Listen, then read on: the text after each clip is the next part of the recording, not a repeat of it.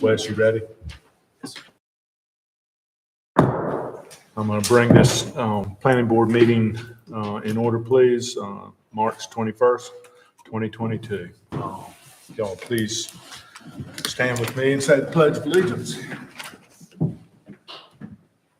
I pledge allegiance to the flag of the United States of America and to the republic for which it stands, one nation, under God, indivisible, with liberty and justice for all.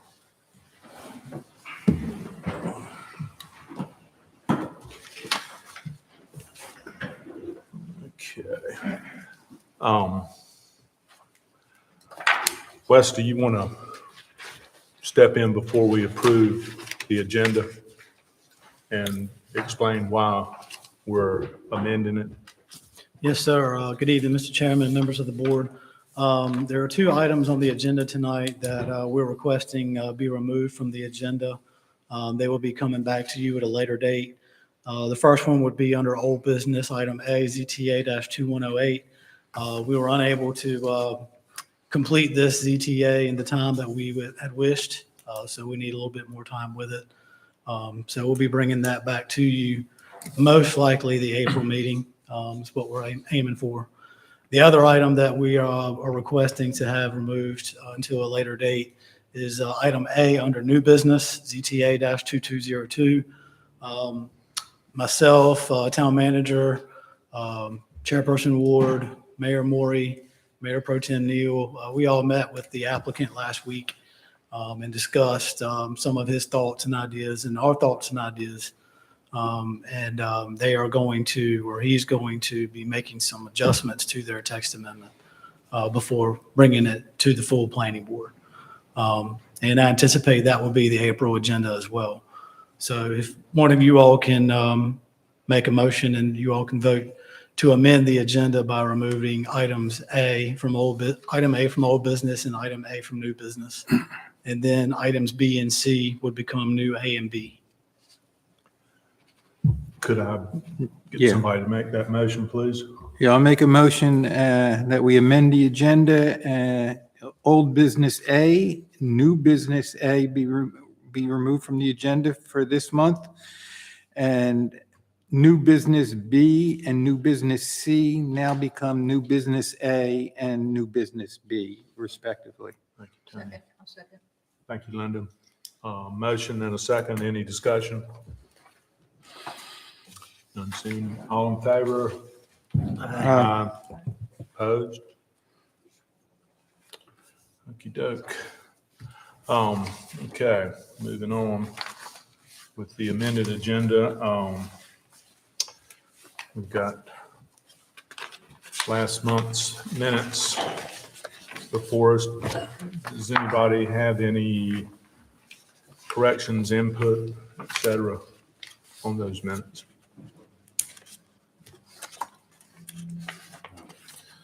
All right, I got a couple of things. Let's see.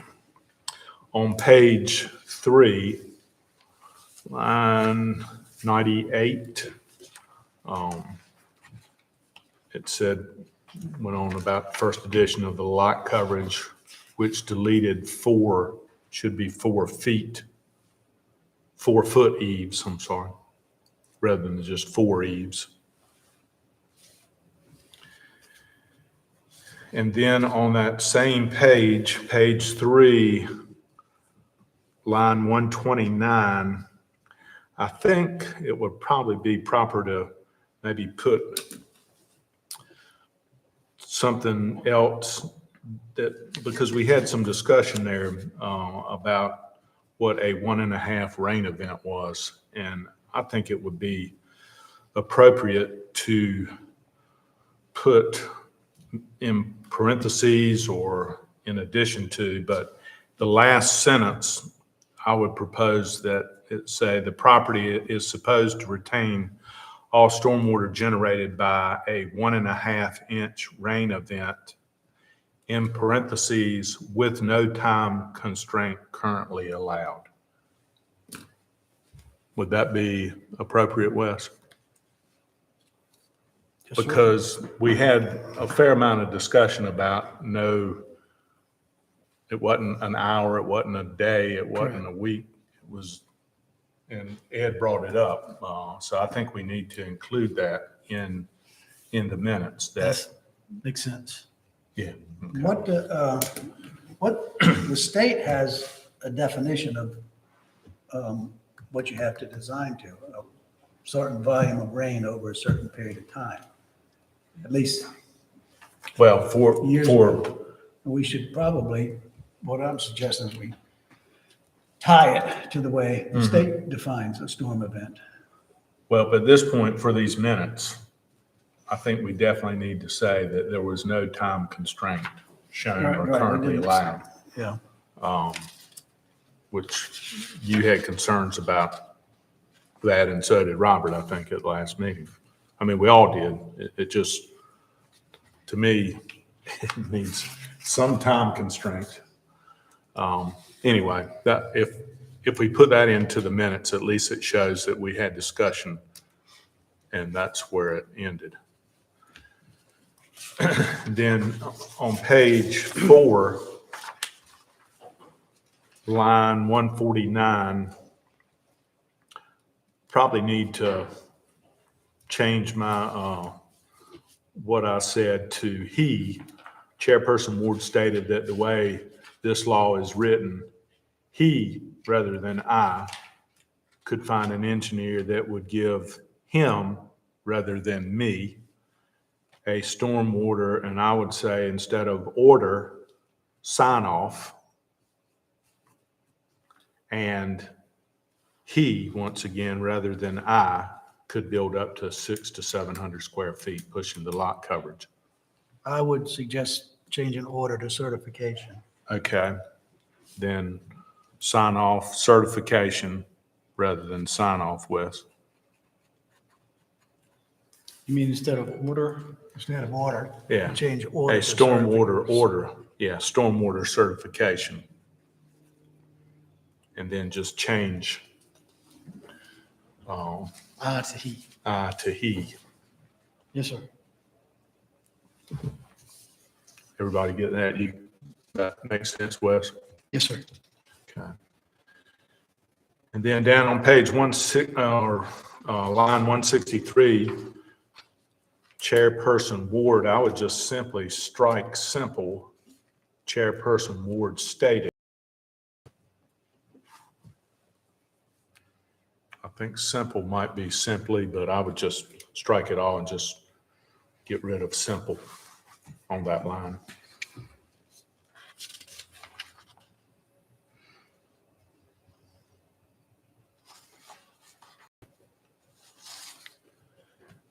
Got that? Yes, sir. Okay. Let's see. Then on page 5,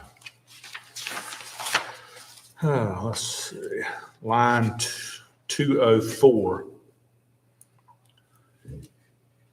He, meaning Wes, he asked if it mattered whether it was attached or detached.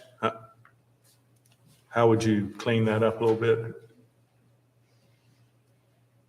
The board by consensus agreed it didn't matter if attached. Yeah, he asked if it mattered whether it was attached or detached. Okay, yeah, just a little bit of cleanup work there, however you want to do that.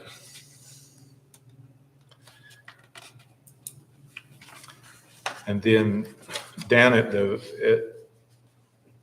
bottom of page 5, line 220, Planning Board Member Lawler stated on page 3, line 27, the calculation needs to be stricken. That's accurate. I don't have any change there, but was just curious, would that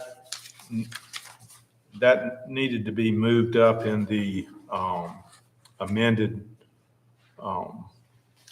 D and E that we have above? Did that get amended, Wes, in that, where the quote, the calculation needed to be stricken in the ZTA that we amended. Hang on 1 second.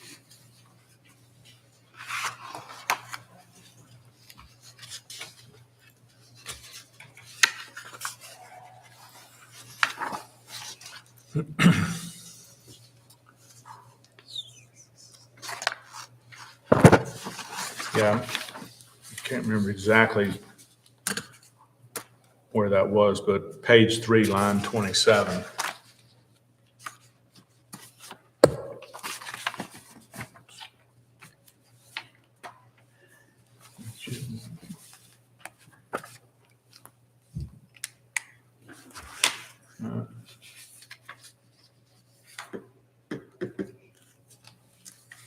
Huh. Line 26 says natural vegetation shall be used for the calculation of lot coverage. Oh, okay, yeah, I mean, that's the amended version. This is the amended version. Okay, yeah, then you got it. Okay. Yeah, that was just a question, it wasn't a correction. Okay. So, if nobody else has any corrections to add to that, I will, move to accept the minutes as corrected. Can I get a second? I'll second it. Tony, thank you.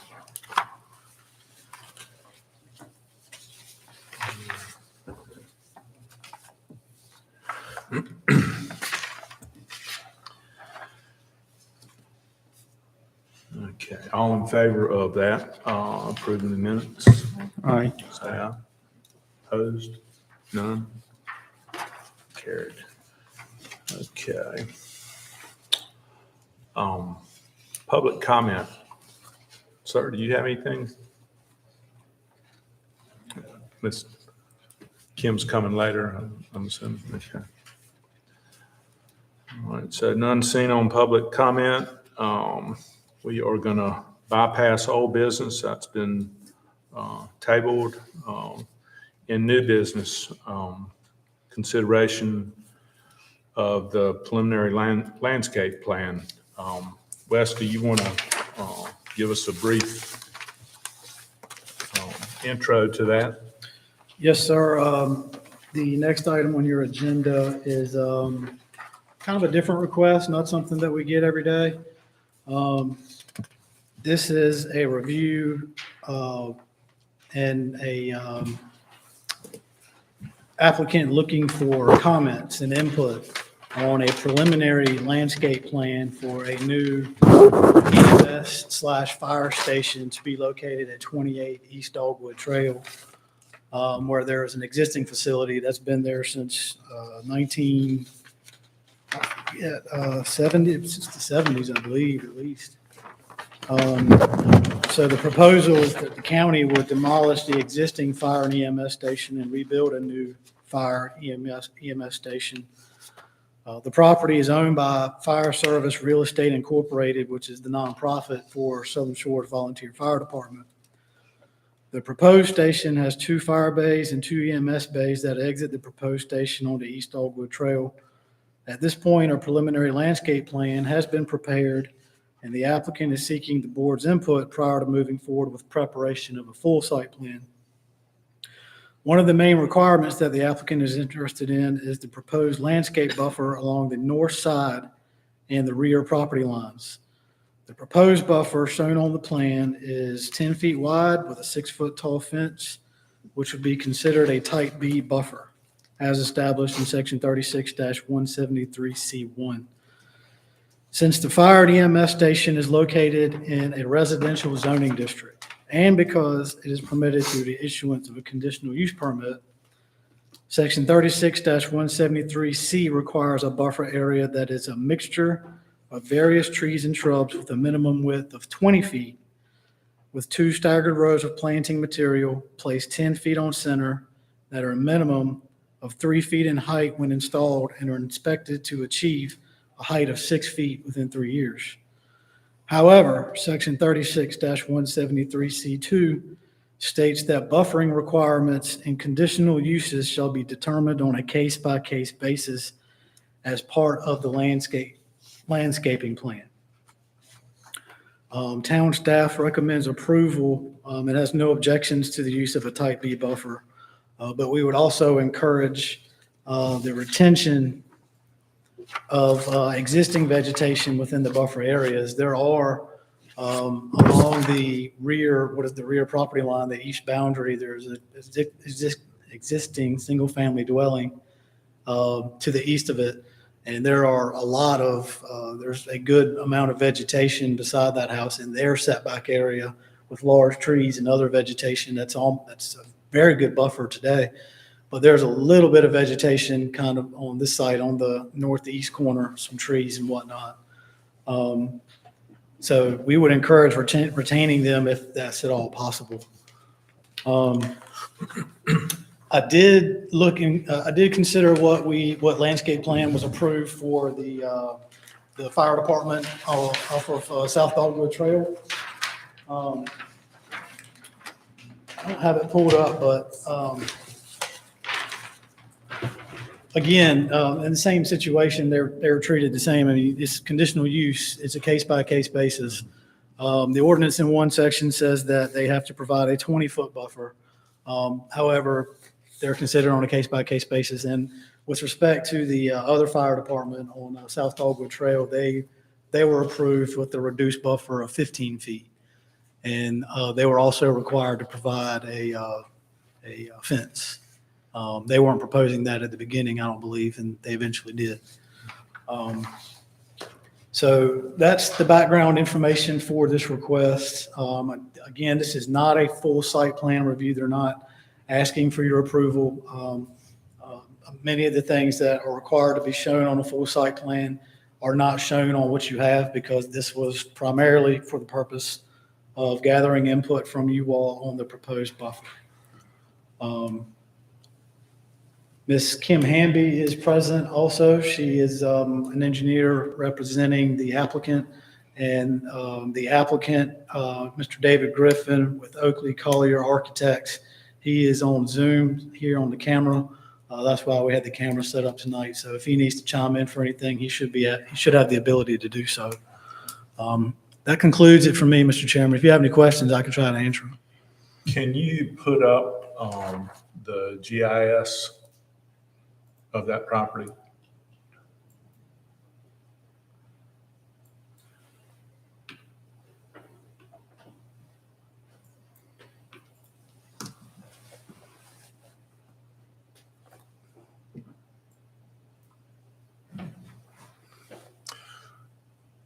Ms. Hamby, would you like to make some comments before we start discussing this, or?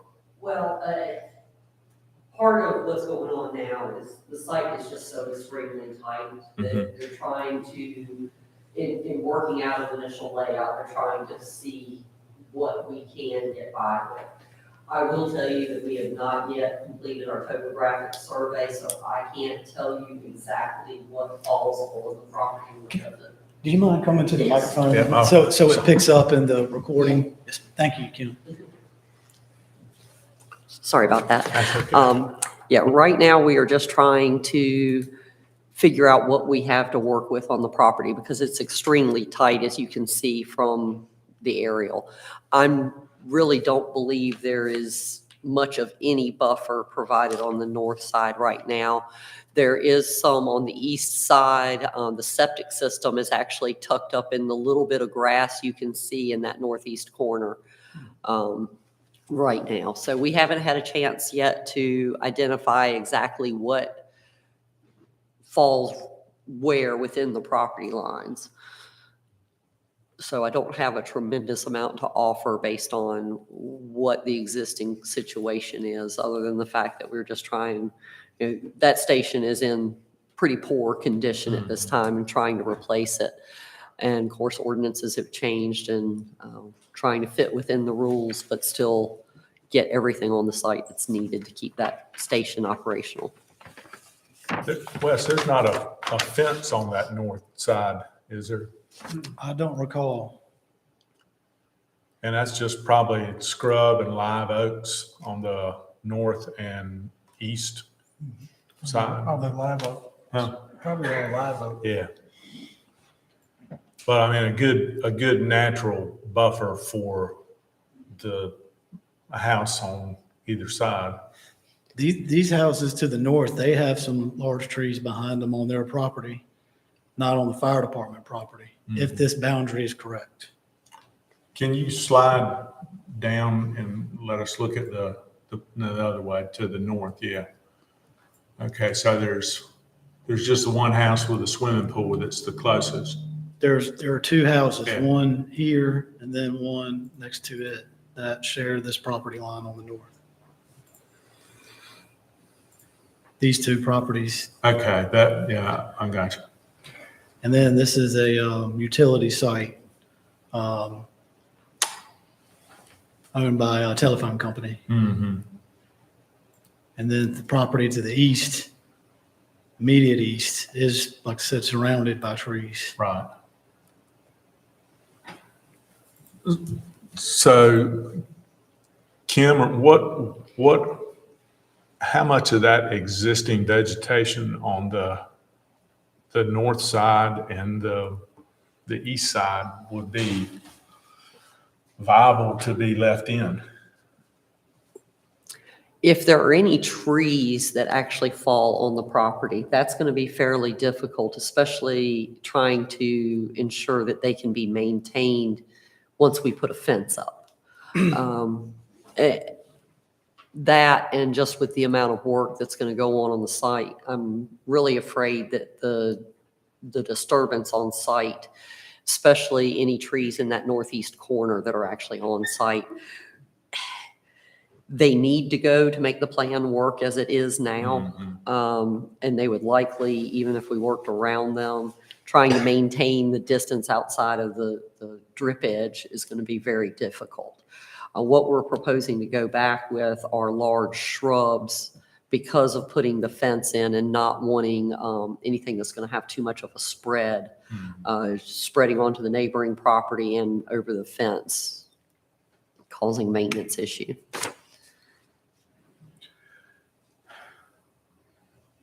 That intersection is subject to flooding. I mean, you built that retention pond there. Will the runoff from that site be able to utilize that retention pond?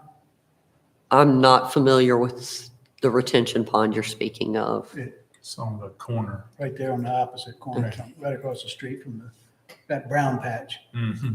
Oh, okay. The town owns that and has a infiltration pond that takes the floodwaters that accumulate at the bottom of, at the intersection of Dogwood and 12. And that being the case, that basin is probably receiving some runoff now just because of the way the bays exit out close to that intersection. The new site, that will not change a whole lot. We certainly shouldn't be increasing runoff because the site is so impervious as is. So, I mean, I think with the intersection flooding that you're telling me, not having specific elevations, I can't speak directly to that site. But if that intersection floods with the way that site is located, I would assume some of that water is making it there now. Yeah, I haven't really seen. There's been no flooding. Mm-mm. There's been no flooding there forever since they put the retention pond in. That There works. has been no flooding. Okay, so that has solved that Yeah. So issue. will this water from this site be able to utilize that? It already does Yeah. How? Oh, it goes down. because it's there. Yeah, the way that where the building is situated and the way the bays come out onto East Dogwood, I'm sure that site was probably contributing to the flooding that was occurring at that Yeah, and intersection. The street coming from east to west pitches downhill too. Right. Now that basin works. Yeah, that basin worked. And on the corner, on the northwest corner, they actually have a drain there. So it catches the water before it makes it across the road to where the proposed site is. Okay. There is something there. I do have Wes, could you bring it out? the utility place, there is a road, I think right behind where the trees are, right behind on the north side of the building. I believe there's a road that takes you to the utility, the telephone company. It's a little path. It's a that's little in path, there. but they utilize that for, when, I've seen them utilize that as a car, and that's behind the current, you can't see it because of the trees, actually. But So there is, who there is is a using that? path behind that area.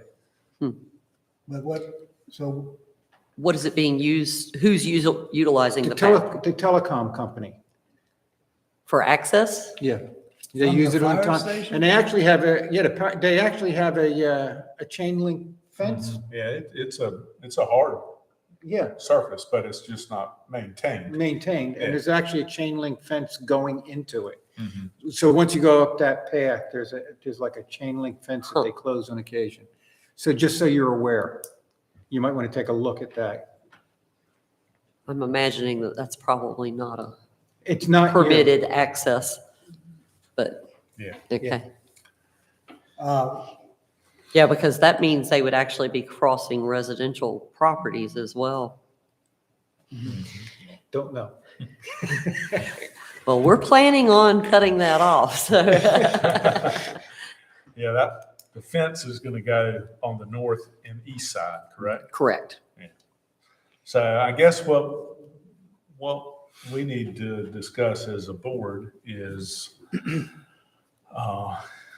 in order for them to come close to what they're trying to do with the plan that they're showing us tonight with the coverage, the parking spaces, the ambulance radius, and so forth. I mean, what is the disadvantage of letting the buffering be, conditional use that's determined by on a case-by-case basis as part of the landscaping plan? I mean, it's within the town's right to do that. So I think it would, if we put another 10 feet on there, it might be restrictive with those parking spaces back there. Yeah, it would definitely hurt the potential that this site has. It's extremely tight. I have a comment. I'd like to point out that we're also losing this vegetated island that acts as a buffer between Highway 12, between the Duck Road and that vegetated island. That whole thing is not shown on the proposed plan. And the building itself will be coming much closer to the street, it appears.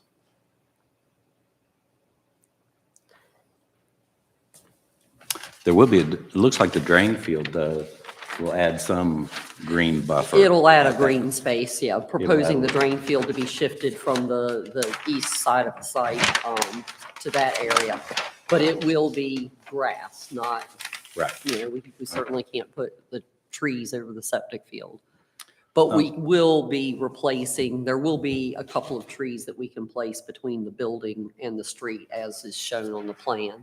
Right, right. Maybe not to the degree that that buffer exists now, although, yeah, it won't be the same.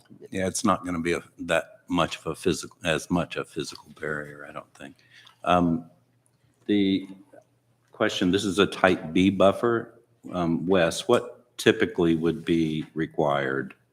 I think on the other plan, there was a 15-foot on the other. Yes. I'm gonna have to pull up the ordinance I don't remember the whole section.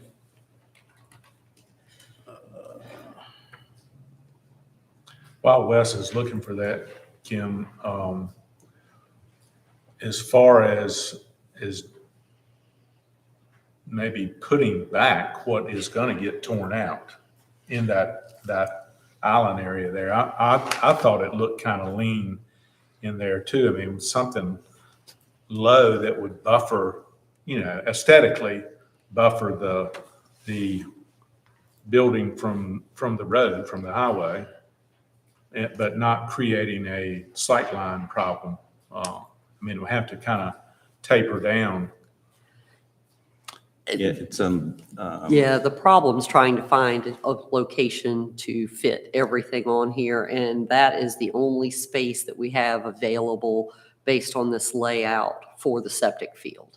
And we are strictly prohibited from planting anything but grass over a septic system, Right, because you okay. start, even putting certain trees close to septic systems can be detrimental because of the roots.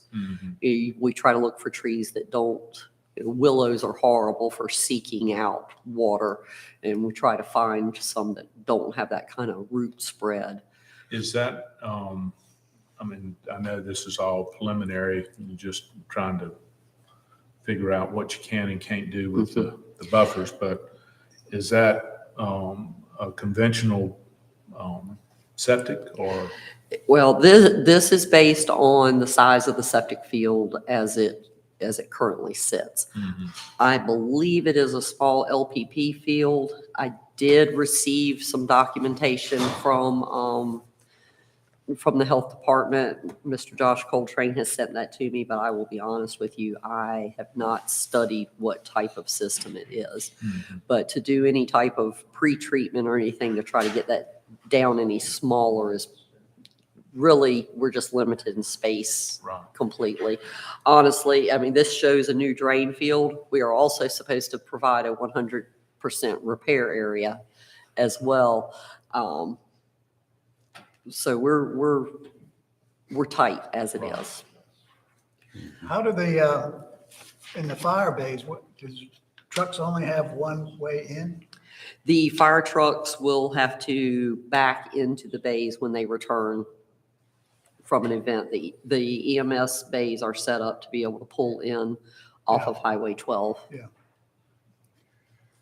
I have a question about maintenance of the buffer zone. Or do you plan to have irrigation? I do not know. We have not gone there yet. This is Because very I'm early. looking at, I like what you're planning, I'm familiar with them, but some of them need, especially when they are first planted, need constant upkeep and watering. Otherwise, you're going to have things die off. So I was curious if you're going to provide irrigation along the buffer to maintain it. That is something that I would have to discuss with Okay. the architectural team.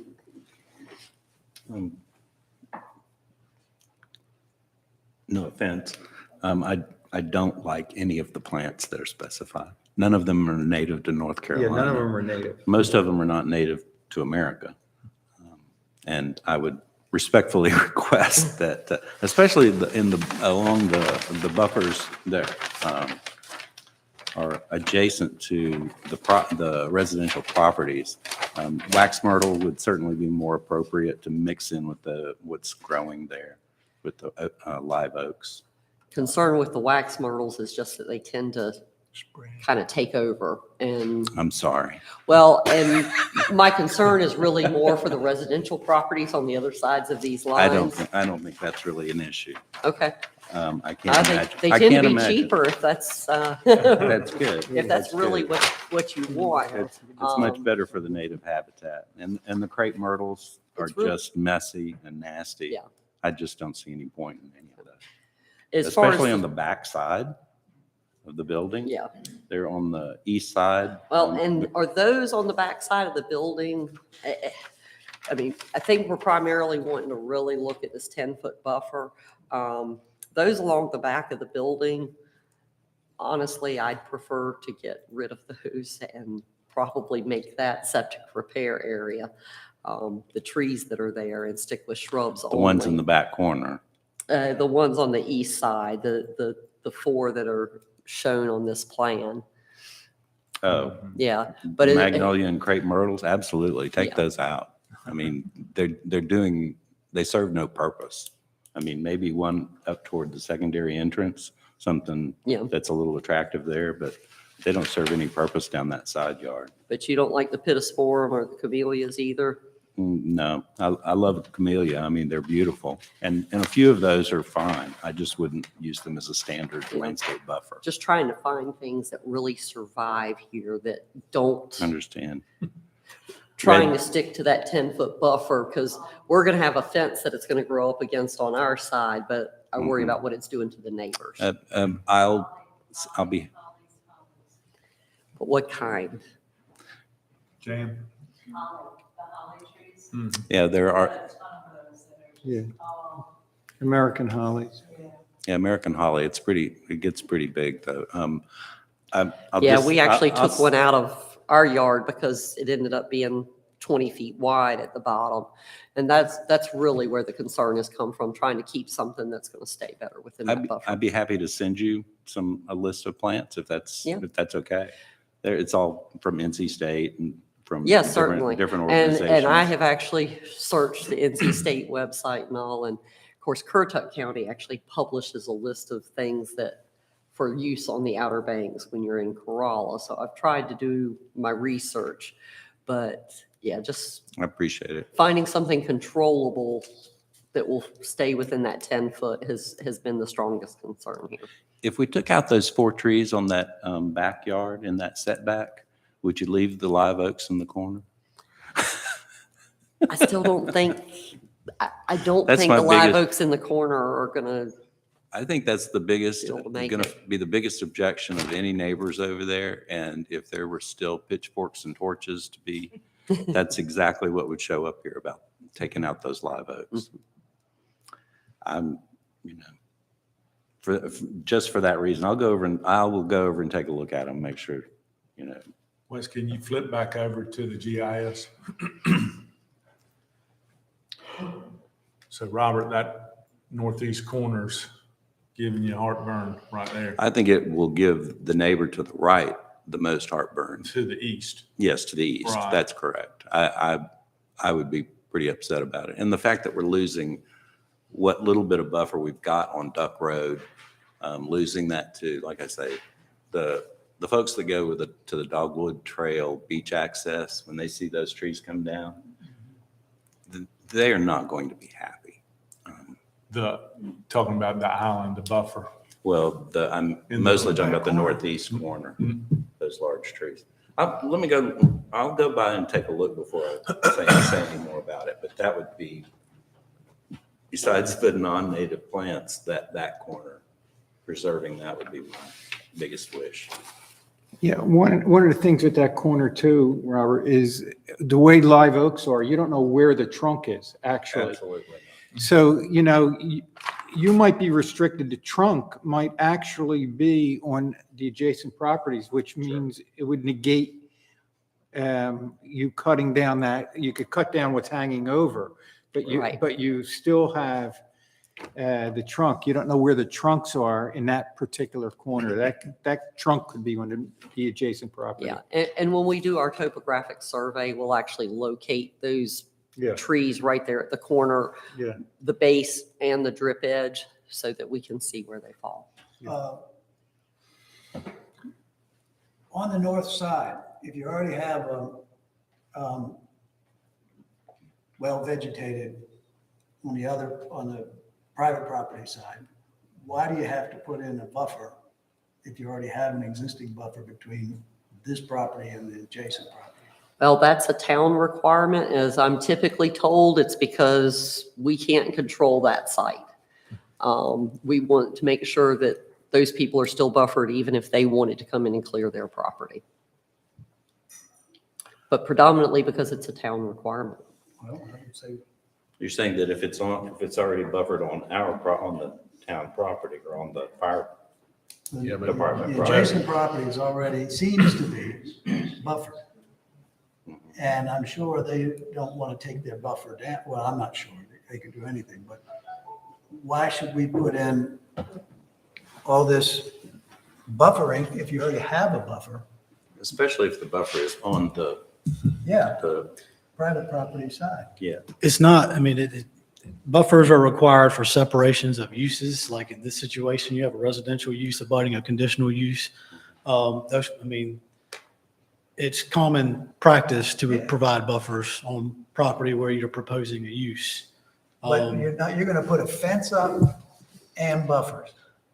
So it's like, why? If you're gonna put a fence up, you don't need to do buffers. I mean, I'm just talking common sense. You've got an extensive, what appears to be a pretty solid buffer to the north and to the east, existing. But the north's, according to their plan, is where the shed, the generator, and little patio area goes. My question is, and I know North Carolina is relaxing parking in, commercial areas where they're not making you have as much parking, dedicated parking per square foot of whatever the criteria is. I'm wondering, is all that parking needed? I mean, could we glean out a little bit of that vegetative buffer in the northeast corner and possibly slide the shed and the generator To the west. and Well, I will say, and I didn't bring it up earlier, but I will now. And I've spoken about this with Mr. David Griffin. I did notice on this site plan that on the north side, it shows a 10-foot side yard setback. That should be 15 actually. So that area will be larger. There will be a 15-foot side setback there. The only reason that is 10 on the other side is because a few years ago for the other fire department, there was a text amendment that allows for a 10-foot side setback for fire stations when adjacent to town-owned property or right-of-way. So with that 15-foot buffer, it may make a difference. Who knows? Now, is that going to be buffer or building setback? I'm sorry, building setback. So that affects the shed and the generator, Correct. but it doesn't affect the parking. Parking can go in a setback area. Okay. Correct. But if we shifted, or they shifted the shed and the generator, and what you just said about the setback, Wes, and I mean, to me, the number of parking spaces looks a little bit excessive for, general parking there. I don't know. Yeah, I'm not sure of the staffing or what numbers were used to generate this, but I believe it was based on staffing, as all of those are considered to be employee spaces. The requirement is based on the number of employees and the number of seats in the training room.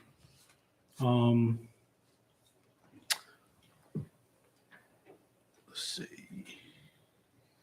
Rick, what was your comment? Not only, you have, was there 2 EMS crews at the station? I'm sorry. Is there 2 EMS crews at the station, or just gonna be the one? I will be honest, I am not familiar with the staffing at all. We've really just been brought into this. Because some of the If David stores Griffin also- is still some online. stores Also has their rehab unit in that station also. So that's where you can have more parking if, members come in and, try to man that unit up. Right.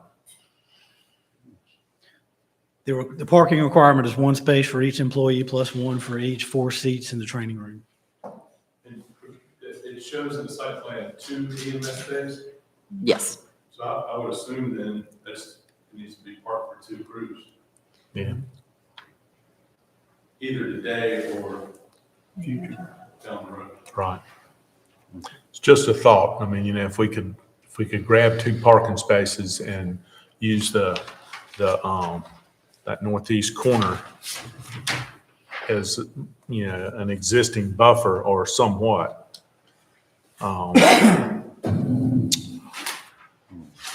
Well, I guess So you're saying that the shed and the generator are within the building setback? show, if you go back over to GIS again, Wes, the setback, that's the property line. The east setback is Is that considered the side or That's the? the rear. The east is the rear, the north is the side 15, south is side 10, front off of 12 is 25. Okay, so setback to the east is, 25 feet? Setback to the east, Yeah, It's- the- yeah, the it's east marked is here. the on the rear. east, This line right here on the east side, right, that's the rear, so the setback is 25. mhm. And Well, that's then a, then on this side is 15 on the north, on the south is 10, front is 25. so that generator stand can't get any closer than 25 feet, Correct. correct? Yeah, Which it meets currently, but this plan was drafted after, or I mean, before I had a chance to speak with Mr. Griffin about that it should be 15 on the side, on that north side. So that kicks them out then, right? It's going to have, they're going to have to relocate the shed and the generator. so they're basing it on 15? They're basing it off 10, Oh, 10. and it's 25. 15. 25 on that end. Yeah, Yeah. they're going to have to move 15. 5 feet closer to the end of the station. Mhm. They're going to have to move towards the patio by Right. 5 feet. The gentleman mentioned rehab, and so this patio, I don't know the use for that. Is that some sort of rehab unit? I am assuming it's just an area for the employees Right, to okay. sit outside and, Kim, if you can get both of the drain fields in that rear yard setback, that would give us a little bit of space toward the street to be a little more generous to Yeah. the bike path. it still and doesn't allow buffering. us a tremendous amount because the drain know. field has to stay, tank has to be 5 feet off the building. I believe drain lines need to be 10 feet off the building. So we've got a very narrow little strip we're playing with there. I was being very hopeful when I said that. 2 lines. Because the I building know. is really squeezed setback to setback along East Dogwood.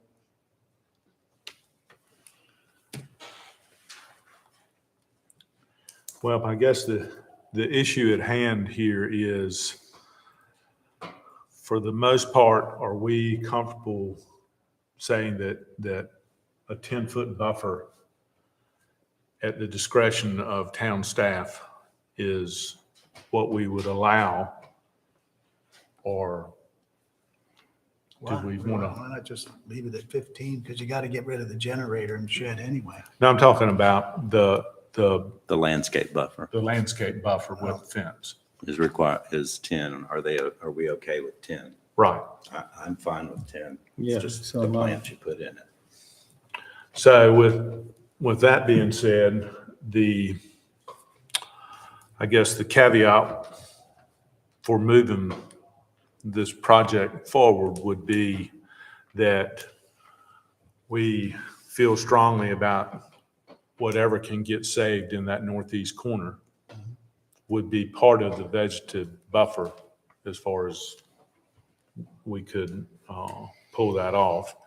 And then the species of trees certainly would be a consideration. And then irrigation would be, or just making sure we keep them alive for X amount of time. I mean, I would say that as, you know, this project moves forward, that certainly irrigation would need to be discussed in the buffer, at least with a guarantee that those trees survive for 3 years, minimum. So, So you'd have to put in a well, or you tie into county water. Well, that's something they have to Yeah, figure out. but we need a reasonable guarantee that those trees survive. And if they, Lowe's. huh? Don't want to be like Lowe's. No. They had a fence and a bunch of dead trees. Wes, is that unreasonable to a request to be able to work with the developer as far as the species of trees? No, that's pretty common. And That's happened before on previous site plans. Mhm. And then as far as requesting some guarantee, whether it's an irrigation system or a guarantee of, replacement for X amount of time. I mean, is that anything that I ever think gets? when it comes back to you all, the full site plan, I think having a condition that the buffer area should be maintained, you could do that, but it's somewhat redundant because technically it's a zoning requirement. And if it's not maintained, the buffer is not maintained, then it could be considered a violation. And I believe there's already a requirement in the ordinance that states that landscaping and buffers and whatnot should be maintained. But if you all want to reiterate it, you could include it as a condition in your site plan review. Well, I think for, what this is asking of us, the buffer with the fence on the north side and the east side is about what they're looking for. Is that right? I mean, Yes. you don't need us to weigh in on anything else on this plan. Yeah, right now, we're just trying to pin down that we can work with that 10-foot buffer so that we can move forward with Okay. our site planning. Well, is that feel okay about that? Wes, do we need to put that in the? I don't think you need to vote on it. I think you all can they've heard your feedback, they've heard your comment. If you've got a good read, you think you're acceptable? So by And certainly, consensus, we would. I'm open to suggestions. Right, well, Please. You've gotten them on the plant species and, so, And yeah, I would say by consensus, the planning board would be, okay with the 10-foot buffer rather than a larger buffer to accommodate this project. And Mr. McClendon, if you like, I can provide Kim's email to you or vice versa. I think I probably have it. Okay, So thank you. Probably so. okay. Okay, Kim, I mean, anything else That was our goal for the night. So thank you very much for your time. Thank all you. right, thank Thank you. you.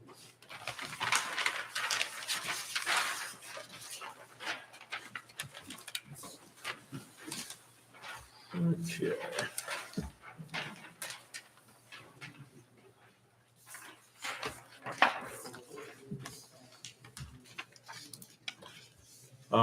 Next item C on the agenda is ZTA 22-03.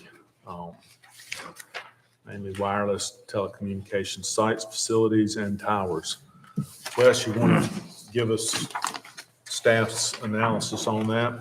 Yes, sir. Thank you, Mr. Chairman. The next item is consideration of ZTA 22-03. This is a town zoning ordinance amendment submitted by town staff to amend section 36-175 wireless telecommunications sites, facilities, and towers. The ZTA is being proposed in order to prevent installation of utility facilities and structures above the ground in the town right-of-way. In March of 2018, ZTA-1802 was adopted, which amended section 36-175 to allow small wireless facilities and the use and installation of utility poles in accordance with Session Law 2017-159. That session law declared that wireless service providers and wireless infrastructure providers must have access to the public rights-of-way and have the ability to attach poles and structures in the rights-of-way to densify their networks. It amended existing statutes to include small cell infrastructure and wireless support structures to ensure that wireless providers have access to public rights-of-way. Recently, town staff learned that other jurisdictions in Dare County and beyond have been prohibiting them, the installation of new utility poles for small wireless facilities in town rights-of-way by adding the prohibition, adding them to undergrounding requirements. And I've also enclosed a town code amendment that goes along with this. No action is required by you all, but I wanted you all to see it and what the undergrounding requirements were. North Carolina General Statute 160D-936D allows the prohibition as long as the undergrounding requirements are non-discriminatory with respect to type of utility, do not prohibit the replacement of structures existing at the time of adoption of the requirements, and as long as there is also a waiver process in place. Town staff has determined that the amendments are consistent with the town's currently adopted land use plan, and town staff recommends approval of the ZTA. In your packets, as I said, you have ZTA 22-03. It's a very simple fix where it's shown on page 3 on line 19. That's where the first changes would be, and then again on line 20. 21 and 22, so that it reads, applicants for use of a city rights-of-way shall comply with the undergrounding requirements established in section 32-13, prohibiting the installation of above-ground structures in the town rights-of-way, striking out without prior approval. And then in Town Code Amendment 22-03, you'll see where we have proposed new language for section 32-13, as well as striking out all but one sentence referring to 32-13 in section 8-27 underground installation. There's one pole with wireless facilities attached located at the intersection of Hickory and Wax Myrtle Trail. That was U.S. Cellular. That was approved by the town to go into the right-of-way. There was another one in the right-of-way, town right-of-way adjacent to 28 9th Avenue. Last time I checked, there is a pole there. No facilities have been attached yet. Who has No. that pole? And I guess while we're on it, Mr., would you like me to bring that? Yeah, bring it up because they did attach. They have a guy, okay, I haven't been by. Yeah, they were out there. If you notice, Yep, it's attached, yeah, I didn't even look at the picture. yeah. I don't know whether it's functioning, but they It's were. not, the meter is not set yet. Okay, That's at Ninth. that's at 9th. And you could see the size of it next to the stop sign. That's why I took that Twen- photo. 28 9th Avenue, yeah, you can see it's the dirt, the dirt down here, Yeah. it's fresh. The other one that we've received inquiries about, but one has not been installed yet, is in the vicinity of 31 12th Avenue. And then there's another one that was first installed, I think that's your other pictures, the one on 298 Duck Road. The corner of Fifth Avenue, was that your other one, or is it both the same one? That's the same one. Okay. The There's other another- one's on 5th or 6th. There's another one on the corner of Fifth Avenue and NC 12. That's 298 Duck Road. That was installed originally in the NCDOT right of way where it is now. And I've had inquiries from a consultant representing Verizon Wireless about relocating it. For whatever reason, they've not been able to. Something is not working right with the site, and they will be requesting to relocate it to a town right of way. Other than those few that I mentioned, we have not approved any other poles with facilities in town rights of way. We have approved a handful of co-locations, 2 existing poles, one right here, but this cul-de-sac is an example where they do the same thing. Basically, there's an existing pole in the right of way. They attach the antennas on the top, the cabinet on the side, and then the meter attached to the side of the pole. And what we are, that would still be allowed, a co-location. It's just what this would do is require undergrounding all utilities, not discriminating against any utility, which would force them or prohibit them essentially, these new facilities for new poles. That concludes my staff report, Mr. Chairman. If you have any questions, I'll try to answer them. Do you know if there's a limit to the amount of cabinets that they would put on those? We do not have one in the ordinance. Okay, I do know that. I don't know. because they could potentially fill that whole pole up with cabinets, and that'd be pretty unsightly. Yeah. So the proposed ordinance would basically leave the pole and all of that equipment and utility would go underground, is that correct? Going forward, they would not be able to do what's in this photograph. They would only be able to co-locate onto existing poles or install new poles in NC 12/NC DOT right of way. Okay. This would prohibit the installation of new poles Within the town. altogether on in Southern town, Shores town in right of town ways. right of ways. Right. But on NC 12, they would still be able to install new poles. So other than the one on Fifth, that's in NCDOT right of way, right? Currently, How about the others? I know Hickory's back. Hickory is, Wax Myrtle Hickory, that is town right of way. And the one in Ninth Avenue is town right of way. And the one on 12th Avenue that I've received inquiries about, the first inquiry was in town right of way. The second one was in NC DOT right of way. So I don't know. I mean, if this is adopted, it'll have to be NC DOT right of way. But it's on the corner of 12th and NC 12, right? Well, the first address that they mentioned was not the corner, but near the corner. But they can put that same pole if it's NCDOT right of way, Yes, sir. right? The legislation in 2018 or 2017 gave them pretty good flexibility to do what they want in NCDOT right of ways.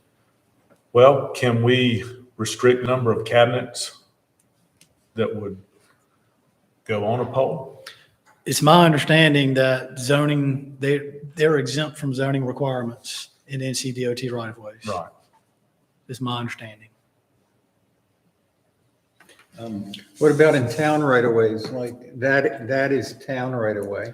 In town right of ways, we do have the ability to adopt aesthetic requirements,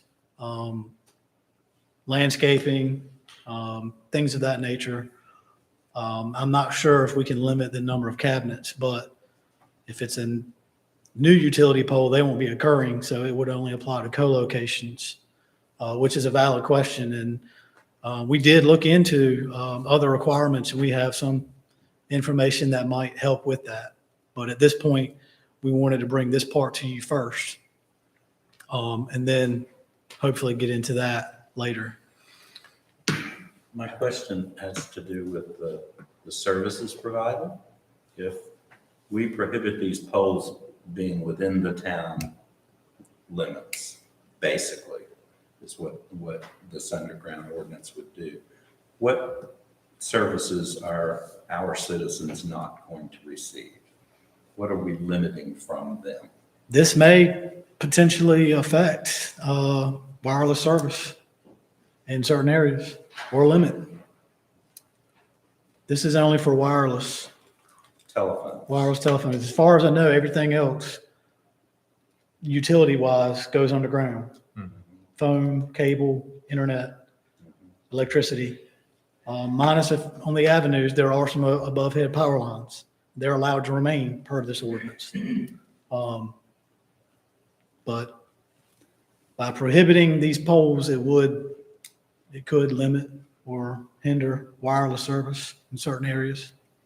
I'm curious because, individuals with individual phones and individual service providers say, oh, I can't get service here. I can't get service over there. I've not had any trouble with that. Maybe it's just my good fortune, but I don't know how to, I don't know. I feel, I don't like these things popping up everywhere. But by the same token, I don't really want to limit services available to our town citizens. If people live in an area where they can't get cell phone service, what am I doing preventing someone to help them get cell phone service? Is there a way to that within the town, we could say, okay, well, we're gonna have a grid of 10 or however many it takes, or, I don't know the industry and I don't know the electronics that are required. So I don't know what that prohibition is going to cost our citizens. Jan, you have a question? I had the same idea, Yeah. or the same Okay. question, and then the other thing, was there a safety factor as far as how close they are to the road and that? That's the question. Right, if we allowed one, in the right spot, everybody could get service, that'd be great. But, the service providers don't really do that. These That's guys- the triangle, the monopole in the triangle. There, yeah, And, yeah, the proposed ordinance or the proposed language, the amendments, there is a waiver process, which they have to follow the variance procedure. So if a wireless facility, or wireless provider made a strong case and said, we absolutely need to provide these services, and brought their case and proved their case, and it would be in front of this board, there is that route. Well, would in town-owned right-of-ways, how many opportunities would they have to co-locate on a pole that's in town-owned right-of-way? The only ones that come to mind right now, the ones here on Skyline they already have co-locations. But there are poles on the end of the avenues. Those are the only ones that come to mind. Light poles or Utility poles, that? with power lines running overhead. On the numbered avenues through Seacrest Village. Correct. I don't know if it's every single one of them, but at least a Yeah. good number of them. Starting on the avenues and runs, you can see right here. Yeah. See the shadow of the Yeah. pole? Yeah. And these are the lines right here. These are the only ones that come to my mind, and you can see the line running here. Still going. Nick, is that Porpoise? Yeah, Nick Nuzzi lives on. Right at the east end of, I think there's overhead lines in Hickory and Circle also. Well, what Wes is saying is the provision in 160D, which is basically the new and improved version of, general statutes. It allows for the prohibition as long as the undergrounding requirements are non-discriminatory with respect to the type of utilities, do not prohibit the replacement of structures existing at the time of the adoption of the requirements, and have a waiver process, which is a variance. So for your concerns, Robert, it would be if a provider came to the town and said, hey, we've got to have this in order to make this area fly for, cell service, then the planning board switches its hats around and becomes the Board of Adjustment, and they present a variance, and it's either up or down. Yeah. So, My comment, that's on the corner where I live, and it's a Verizon, I believe. I have Verizon service, and I've had absolutely no problem with Verizon service.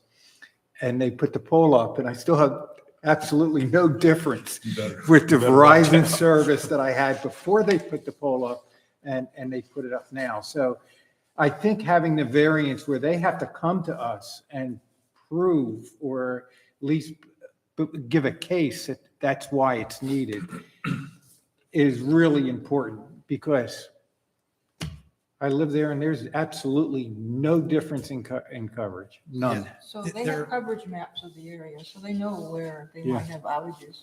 Yeah, They know that.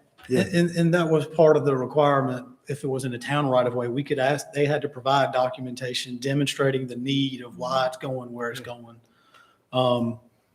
But the reason why you haven't seen, well, I don't say it's the. Well, reason. they haven't turned it on yet. Right. So the next step is they're going to have the meter set, and then our building inspector would inspect it to make sure that it's connected Yeah, it's because I have full bars with Verizon. So how many are active? The one on Fifth Avenue is not, and the one at the corner of Hickory and Wax Myrtle, they were supposed to set the meter today. Whether that happened, I don't know. That's the big metal pole. That's the new metal pole. Are these hurricane, no, probably not hurricane proofs. What is the? Our ordinance requires that wireless facilities have to be able to meet 135 mile per hour winds. But that, they don't apply in the DOT right of way. In the DOT right of way, they are exempt, correct. But the ones that are existing, they're supposed to be designed so that they withstand 135. Well, what's your pleasure, folks? Since there's a waiver process, I'd say put the requirement in for undergrounding. Yes. I would certainly like to know if we can regulate on town right-of-ways, co-location, the number of cabinets, and, you know, aesthetically, what they would look like. So that would be a recommendation that I think would need to be explored, moving forward. Right, and we do have some language prepared that addresses aesthetics. And so I will look into whether or not we can regulate the number of cabinets. And we'll also probably, we'll discuss and we'll at least have the discussion and bring something to you all to discuss as well. Right.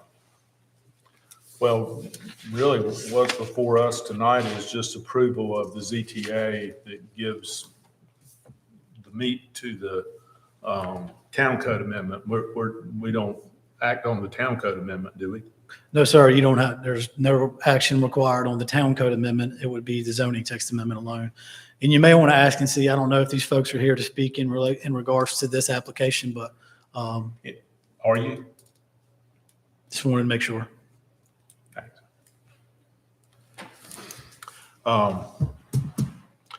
Well, I would entertain a motion that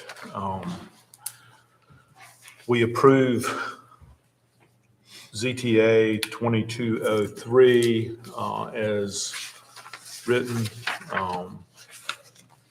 that basically gives credence for the town code amendment to move forward.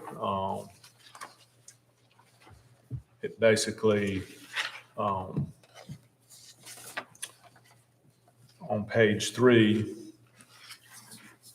number E, the rights of way used to comply with other requirements. Applicants for use of city rights of way shall comply with stricken chapter 28, underlined the undergrounding requirements established in section 3213, prohibiting the installation of above ground structures, which is the town code amendment 2203. So all we're doing is approving that simple language on item E. Can I get a motion to approve as written in the ZTA 2203? Yeah, I make a motion that we approve ZTA 2203 concerning the underground requirements of cable services. Okay. Linda, second. Any discussion? I would once again reiterate, I would like to understand clearly what our, alternative forms of aesthetics are, or, whatever, how many number of cabinets you can put on a pole. Aesthetics is kind of subjective, but they need to look a hell of a lot better than that pole at Tony's corner. Right. And, in my opinion. So that would be the only additional thing that I would like to see addressed in this. and if I may, Mr. Chairman, we will, we will have that discussion and bring it to you all. And I don't know, I want to make sure that it was clear earlier that they wouldn't be allowed, even with this current, if the ZTA were to pass and the TCA were to pass, they could not only co-locate onto existing poles, but they could replace existing poles, I believe. In DOT, Town right of way. in town. Like if one of the poles on Skyline fell, Mhm. they could put it right Right. back up and locate. So that's again, why it's still important to look into those aesthetic Mm-hmm. requirements. And, I mean, why would this ZTA come back to us if we approve it to move on with the TCA to town council? We don't get this ZTA back unless town council wants us to tweak it, do we? Correct. Yes. So if you all recommend approval, it goes to the town council. They can approve it or send it back to you all or make some revisions. Okay. But if they were to adopt it, then whatever aesthetic requirements that I was discussing earlier that we have started to look into, it would be an amendment to what is adopted. All right, well, we got a motion and a second. All in favor? Aye. Aye. Opposed? Okay. Well, we're at public comment section. Did anybody want to speak? You three. Now's your time. You can come up here and hit me with this hammer. You sure? Okay. Planning board member comments. Start with Robert. No, I'm good, thanks. Tony? I just would like an update, if possible, Wes, on two things. One is the vegetation ordinance where you're hitting April. Has there been any, not on the ordinance, but is there any movement on labeling the trash cans or putting any restrictions on roll in, roll out? Or is there anything going on with that? Yes, sir. We have ordered 5,000 stickers, 2,500 for recycling, 2,500 for solid waste that have arrows, the distance that needs to be separated from other objects, the distance it should be from the edge of the pavement. I believe Public Works they were supposed to start distribution of those late last week by starting out by placing them on receptacles on Ocean Boulevard, starting down here to southern properties and going all the way up to Hickory on Ocean Boulevard. Once we've done that, then we'll probably hit the other remaining properties on NC 12. We're also going to distribute some to the rental properties. And then we'll look into getting, not only just handing them out to property owners, but we may look into actually having them attached to receptacles elsewhere in the town, whether it be town staff or other means. Okay, and a new thought process, which you'll probably hate me for, but I'll bring it up anyway, in that same thing. One of the concerns was that I've seen repair of the cans. And I think you have to get them out of Arizona or some state not close. Has the town ever considered purchasing them in bulk and then reselling them, at cost to the town owners, if you need to repair something? It has been discussed somewhat recently. That means we would be in the receptacle business and I'm just talking about the parts. Well, and I'm not saying it's good or bad, but Yeah. Just the parts by themselves, I don't know. I don't think we haven't discussed parts, just parts. Okay, because I know you can order parts from a certain location and they'll send them to you. Leo Holland has done it a couple times. And I think Mr. Joel Newton, he's Yeah. assisted. I think you can contact him and he can help provide the parts. Yeah, I'm just thinking if the town had a supply of them. We It's just a thought. We'll consider that, yes, sir. And to elaborate more on where we stand, we plan on presenting a town code amendment to council at their April 5th meeting. Okay. It will incorporate some of the things that you all recommended, including the lid shall be fully operational The wheels shall be fully operational. Trying to remember all the different ones. Yes, we did institute and revise the number of receptacles. It is still based on the number of bedrooms is what we did leave it at. But it'll be available on the website soon, or I can send it out to you. You can take a look at it. Okay, well, thank you, thank you. Rollback. Oh, yes. The town manager, unless you want to speak about this, the town manager has obtained quotes on this. And we've also talked to Bay Disposal, and they have tentatively agreed to changing our solid waste collection day so that it would fall on Friday, isn't it? No, recycling. Recycling on Friday, would fall excuse on me. Friday. Recycling would fall on Friday. Solid waste would still be Monday.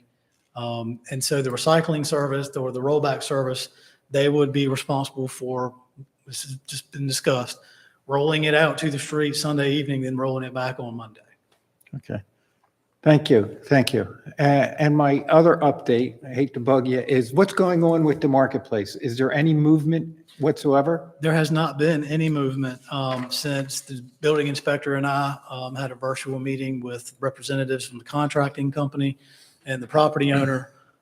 We told them, we asked them, we requested more information for the demolition permit, specifically to show the location and height of the security barriers, the safety barriers, and the layout of their, the way they want to set up for deliveries and set up in the parking area for staging, a staging area.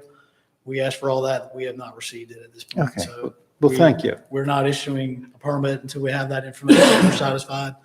And then we can move forward with our review for the building and zoning permit. Okay, thank you. I was just wondering what the status was. Yes, sir. No change there. Yeah. Ended? No, I'm good. Okay.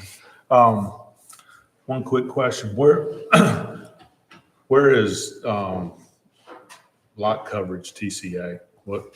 I mean, we made our recommendation. Is it on the agenda for I town council next month? I don't recall it being on that agenda, but I think we could certainly have it. We can probably have that added. Just curious. Um, Is this a little bit of a departure from? right. Yes, sir. We will, try to get that added to the April agenda as well. It doesn't matter to me. I mean, we've, we've done our thing, and I haven't heard any feedback, which I'm surprised, but we'll see. Okay, have you got any announcements for us, Wes? The next meeting is scheduled for April the 18th, and it'll most likely, on the agenda, will most likely consist of ZTA 22-02 that was essentially tabled earlier this evening. Most likely ZTA -2108, which is the sign ordinance. Those two items will most likely be on that agenda. I'm not sure if we'll have anything more on wireless about the aesthetics at that point. I'm not sure. That may be a possibility as well. Okay, well, I will entertain a motion to adjourn. I'll make a motion to adjourn. I'll second. Thank you. Thank y'all. Thank you.